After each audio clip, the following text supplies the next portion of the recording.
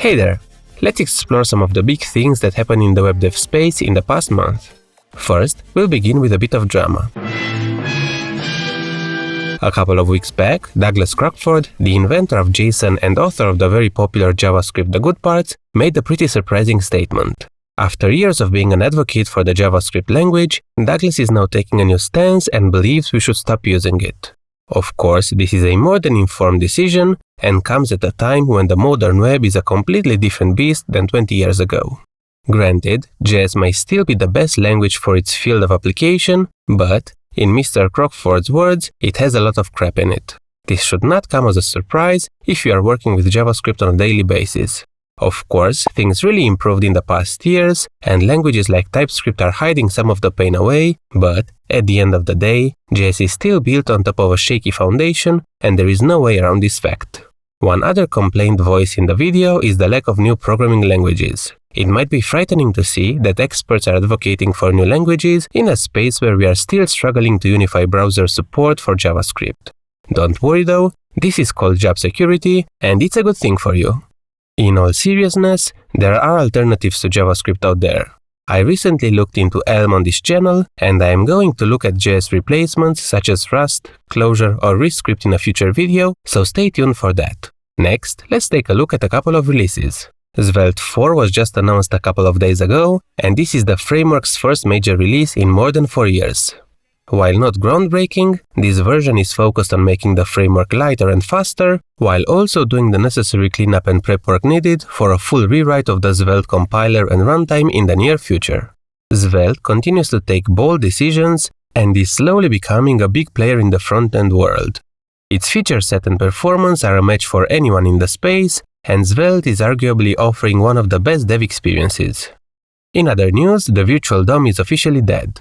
The likes of Svelte and Solid did not even consider it for their implementation, big players like Vue are considering dropping it, and now even the React ecosystem looks like it can be disrupted with the recent gain in popularity of the Million.js library. Million borrows ideas from the Svelte and Solid's compiler and comes up with a novel block virtual DOM, which is significantly faster than React's virtual DOM as it diffs data instead of DOM elements. It weighs less than 4 kilobytes, integrates seamlessly in any React codebase, and promises components up to 70% faster. And since we are discussing lightweight alternatives to React, I want to give a shout out to Preact, one of the original React alternatives. Despite its small size of only 3 kilobytes and the better performance due to a simplified virtual DOM, Preact manages to offer the same modern API React devs are used to. We'll get back to Preact in a second when we'll discuss another important release of this month, Fresh 1.2. This past week, we also got the results of the popular StackOverflow survey. This is a long but interesting read. As always, you should take such results with a grain of salt, because there might be some unwanted bias baked into them. Here are some interesting quick facts. JavaScript is still the most popular language, followed by Python and, surprise, TypeScript. Despite the hate, Java has its usual place among the top used languages, and the likes of Rust and Go are continuing to grow in popularity. Postgres is by far the most used database solution, and, interestingly enough, SQLite is on the podium as well. When it comes to web frameworks, sorry guys, but React still sits comfortably in the first place, followed by good old reliable jQuery. Again, if you have an hour to spare, make sure to look into these results, since I believe they are a pretty fair representation of the current dev space. Going back to some other releases, Fresh 1.2 was released this month, and the Dino team is now more committed than ever to make Fresh a core part of their product offering. They brought in one of the main Preact maintainers to focus on Fresh full-time, and they are continuing to improve the framework, making it better suited for the edge development approach Dino is pioneering.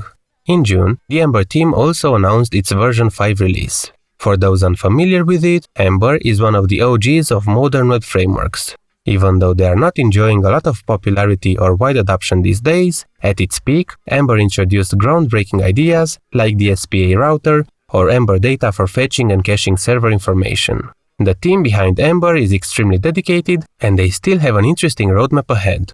Finally, I started to follow more closely the Go language landscape these days, and in June they announced their new 1.1 version.